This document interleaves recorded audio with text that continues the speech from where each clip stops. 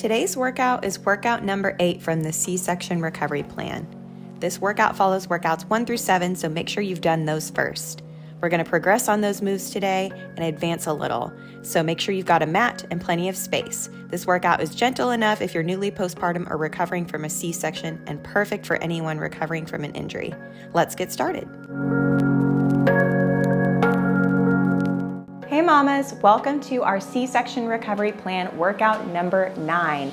We're almost finished with the plan, and this workout we're gonna advance on some of those moves we've done in the previous workout. So make sure you've done workouts 1 through 8 before this one.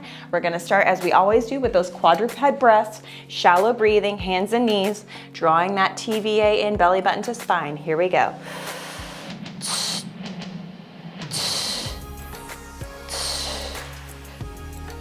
Try to relax your neck and shoulders. And since we've done this one several times, I'm not gonna talk, we're just gonna go.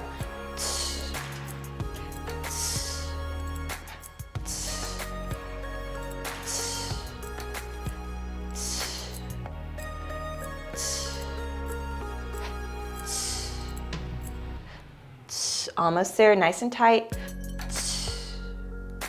Since we are going more advanced now, if you want to make this a longer interval, it'd be a good idea to try to see if you can hold it for a little longer. Couple more. And relax. Okay, we're gonna move to our bird dog crossovers like we've done in the previous workout. So opposite arm and leg, and we're gonna bring that knee to the elbow, drawing that belly button in toward the spine, TVA engaged. We extend, and then we tuck that hip under, cross over, touch the elbow to the knee.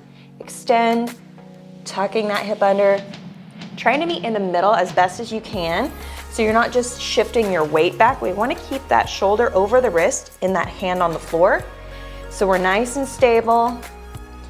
And you might lose your balance a little bit, but if you're in the right position, you shouldn't throw off your balance too much. And again, we're engaging through that core, squeezing the glute as we extend the leg back. Remember, no higher than the hip, no higher than the shoulder with that hand. Try and keep everything in that posterior chain and in the deep core muscles right here. We get those obliques a little bit when we do the crossovers as well. And we're gonna rest. Same thing, we're gonna go to the other side now. So relax those shoulders, sit back into child's pose if you need a break, but here we go, other side. Extend, crossover. With that foot, you can flex it or you can point it, whatever feels more comfortable or more natural to you. And you're gonna notice some asymmetries, right? Not one side might feel a little bit different than the other, a little bit tighter or weaker, or it might be harder to balance. That's perfectly normal, and this is a great way to even everything out.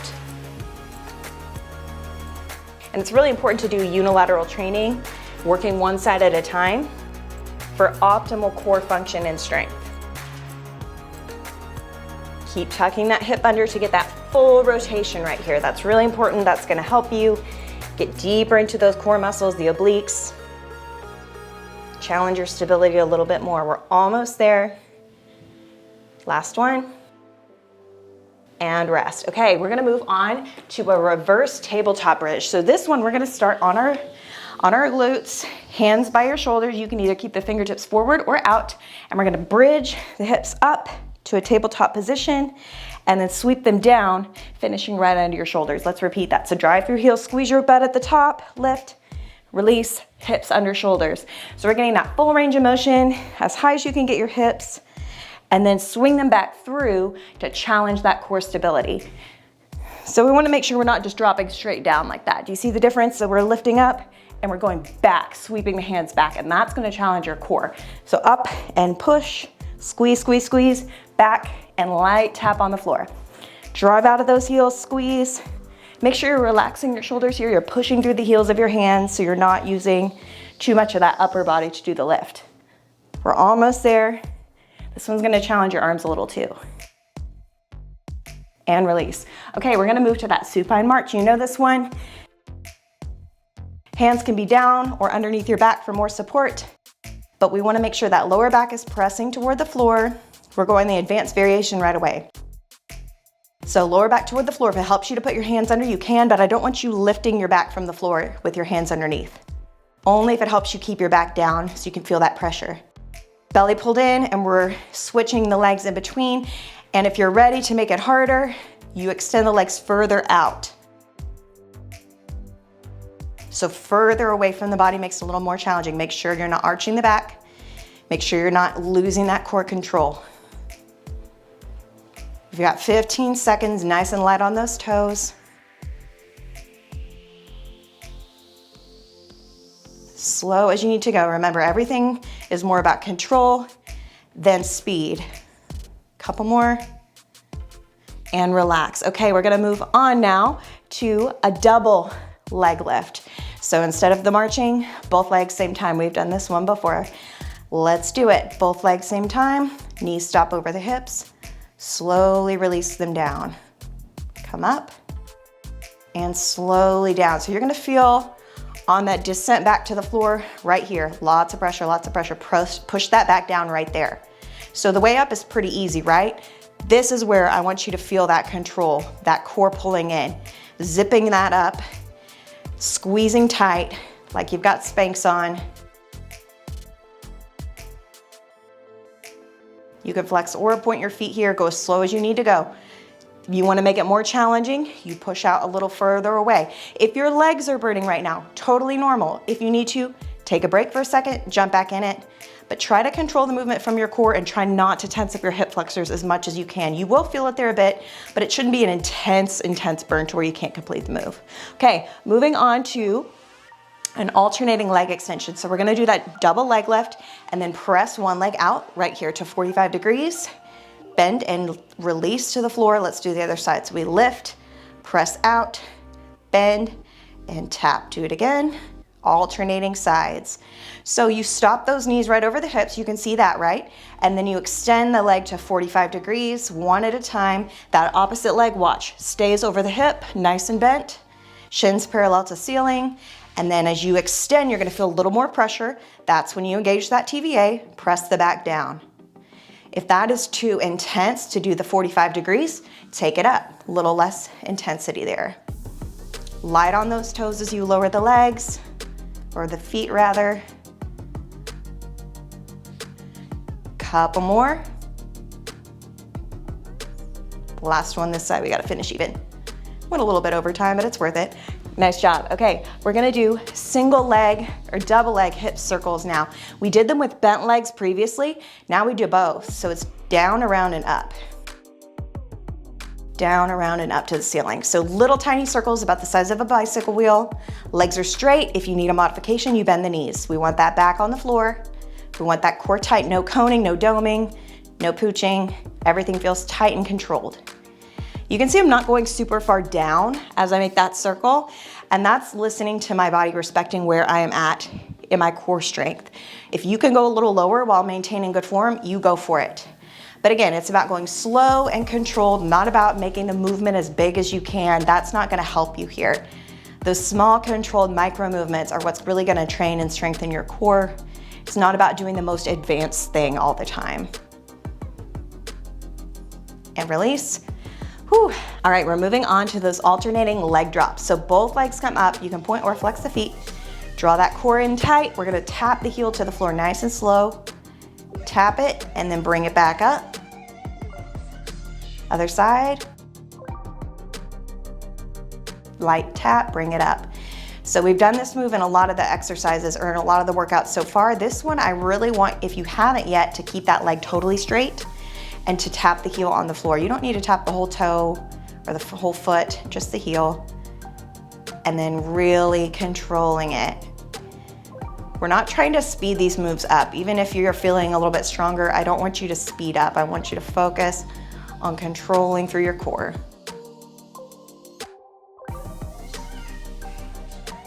And again, those legs might start to burn a little bit. We've done a lot of leg intensive exercises on our backs so far, so if you need to, take a little break, reset, and jump back in.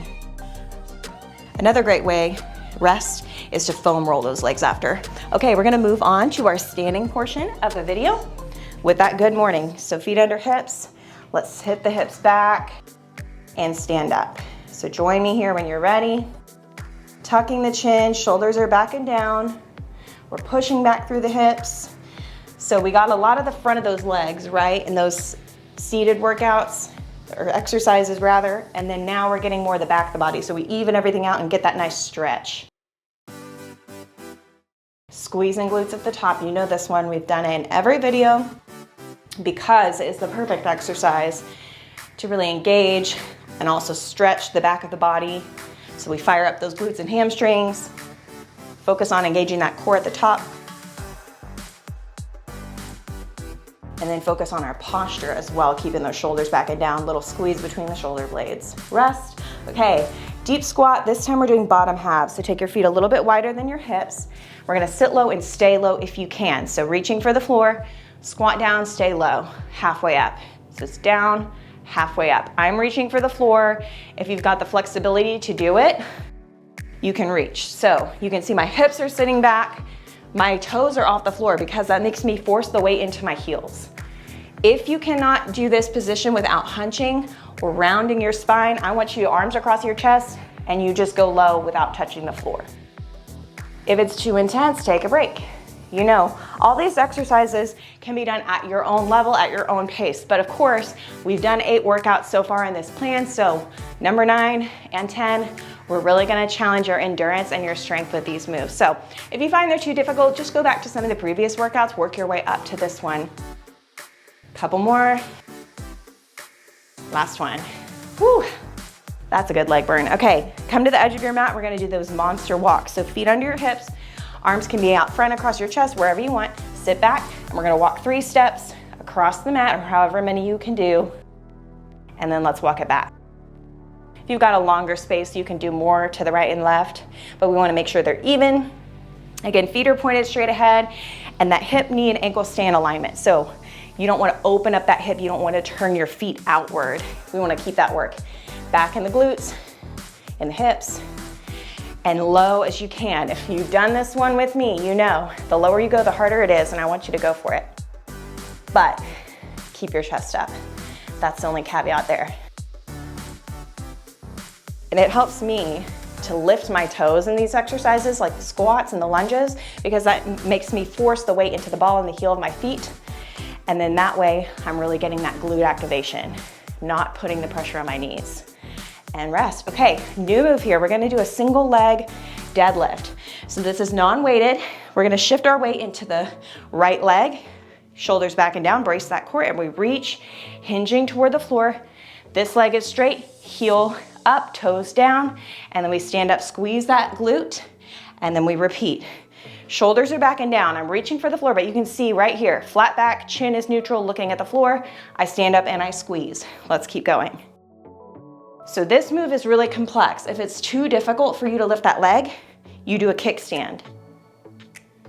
Same work in the glute and hamstring, but you don't have that balance component. But if you can, take that leg up with me, squeeze that glute, squeeze your core at the top. And just like the good morning, you're standing up in that same position where your glutes are engaged, your chest is lifted, but you're not rounding your spine at any point. You're not thrusting your hips too far forward. Let's rest. We're gonna do the same thing on the other side. So I'll stay facing the same direction so you can see what it looks like. Good posture, belly braced. Let's slowly take it down. Again, flat back here. I don't want you ever dropping your shoulders, rounding your spine. It's not about how low you can go. It's about good posture. And you don't really want that leg kicking up super high, right? If you could kick it up high. Stop at about hip level. And then this front leg should be a little bit soft, a little bit bent. And that's gonna, again, put that work in your glute as well as driving down through your heel.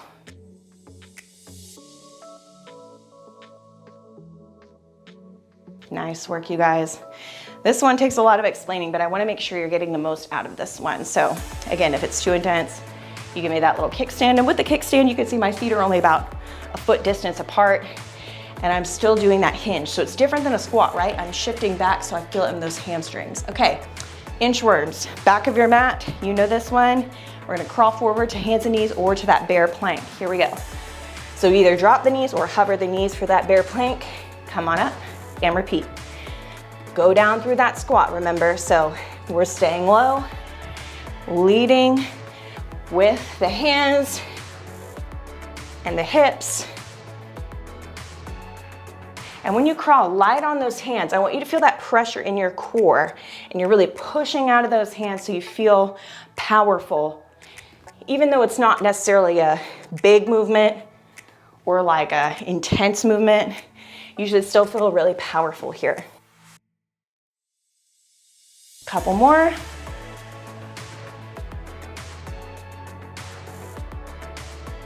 Let's see if we can get one more in, finish it out.